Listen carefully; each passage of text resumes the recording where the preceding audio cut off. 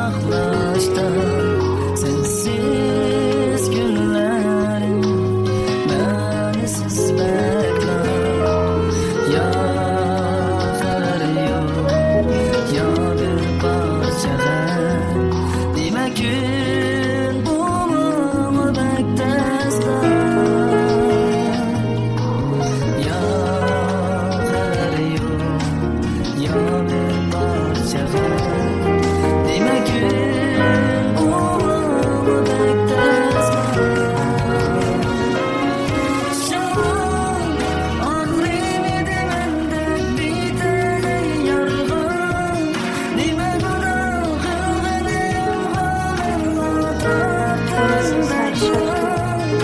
şaman ağrını demende bir tane yargın demek ona kılgınım একজন আদর্শ নারী জানি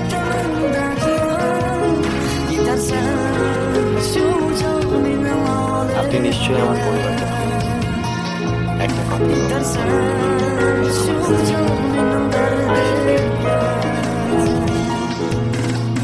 তার খেয়াল রাখবেন।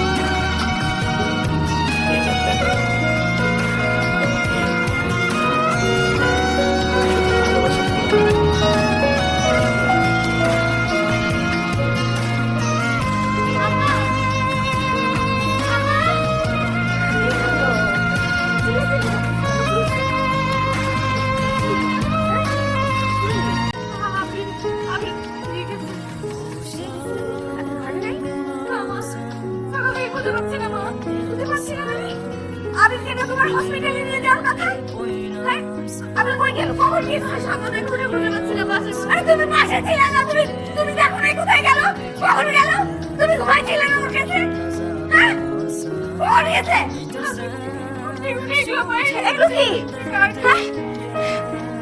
এটা কি দাঁড়া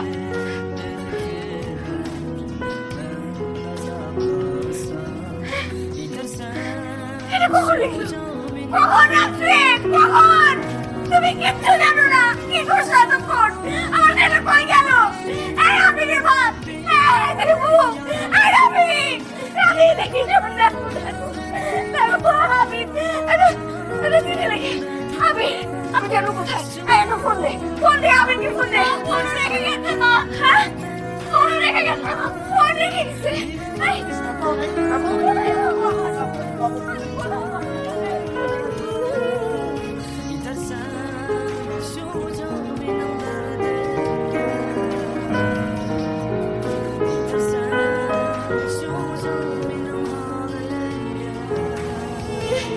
বাবলু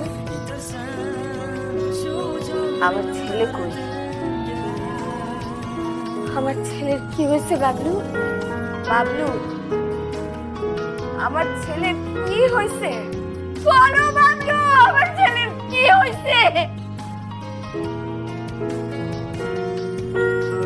আবির সাহেব, আপনি যে শুরুটা এখন করেছেন এটা যদি আরো 1 বছর আগে করতেন অনেক বেটার।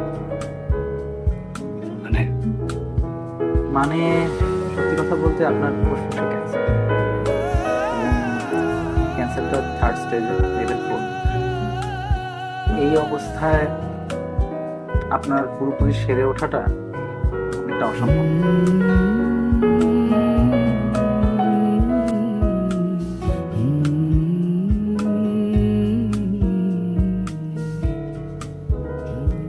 হাতে কতদিন সময় আছে স্যার? আসলে আপনি যে অবস্থায় আছেন এমন পেশেন্টদের জন্য অ্যাকচুয়াল ধারণা করাটা খুব কঠিন হয়ে যায়। বলতে পারি 1 বছর থেকে 16 মাস। আপনি যদি লাইফস্টাইল মেনটেন করেন তাহলে হয়তো 2 বছর। আপনি চাইলে অন্য কোথাও দেখাতে পারেন অথবা দেশের বাইরেও যেতে পারেন। তবে আমি মনে করি খুব একটা লাভ হবে না।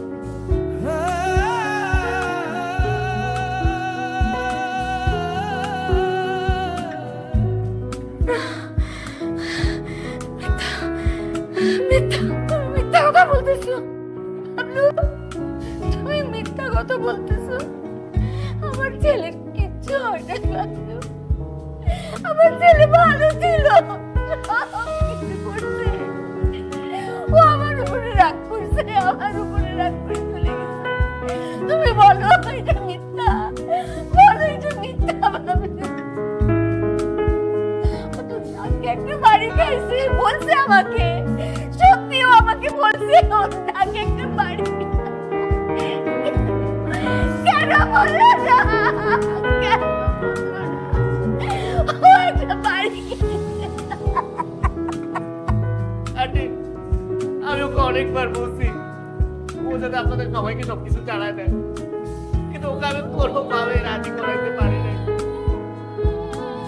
যেহেতু দুই দিনের জন্য গায়েব হয়ে গেছিল না, আমি এসে ভাবিকে বলছিলাম ও কাকড়া চুরি গেছে।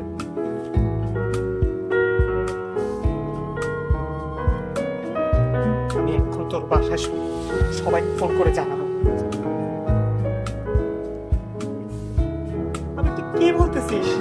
আমি এখন যদি বাসায় না জানাই?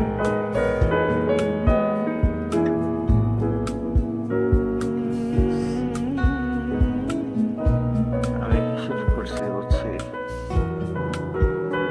আমার বিছানা সব মিলে 30 লাখ টাকার মতো আছে।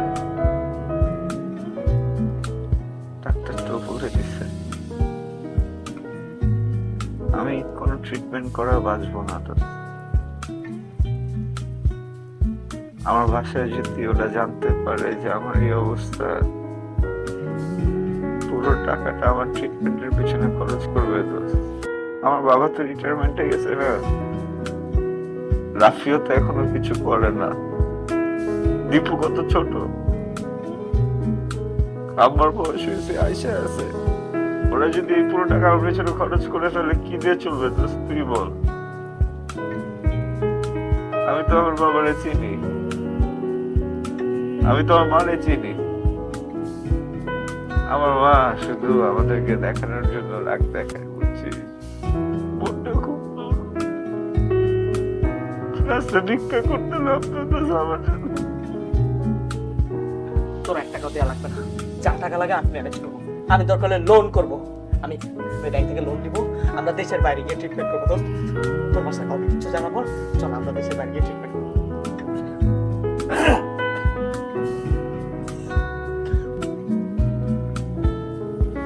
আল্লাহ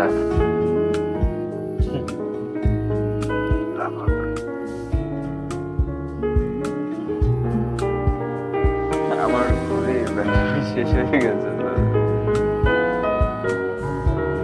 এই ঘরের সময় দেখা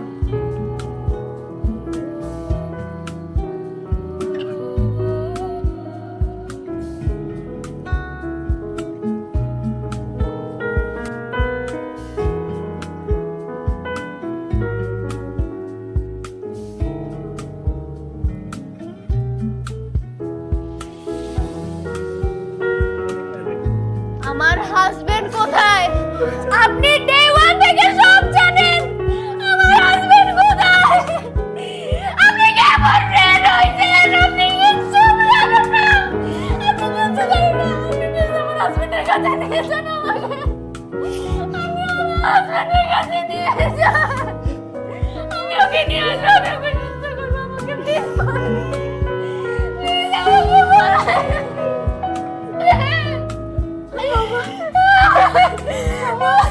আমার ছেলে আমার সাথে অভিমান করছে। আমি তোমার সাথে খারাপ ব্যবহার করছি না, এই জন্য আমার ছেলে আমার সাথে অভিমান করছে। আমি জানি ওর কিচ্ছু হয় নাই, ও আমার সাথে রাগ করে চলে গেছে। তুমি যাও বৌমা, আমি আর তোমার সাথে কখনো রাগ করবো না। আমি তোমাকে কিচ্ছু বলবো না বৌমা। তোমার কাছে আমি হাত জোড় করছি, তোমার পা ধরতেছি, তোমার পা ধরতেছি বৌমা। আমার ছেলেকে বাইরে দাও বৌমা। তুমি গিয়ে নিয়ে আসো, তুমি বলো যে আমি আর কিচ্ছু বলবো না। আমার ছেলে আমার বুকে চলে আসুক, আমি কিচ্ছু বলবো না। ও যেইভাবে থাকতে চাই আমি সেইভাবে রাখবো, আমি কিচ্ছু বলবো না বৌমা।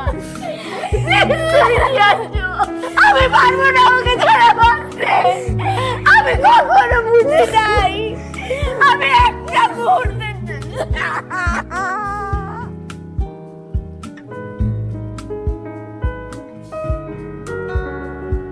আমার রিজিক ফুরিয়েছে, কি করে তোমাদের পাতে মুক্তেই বলো।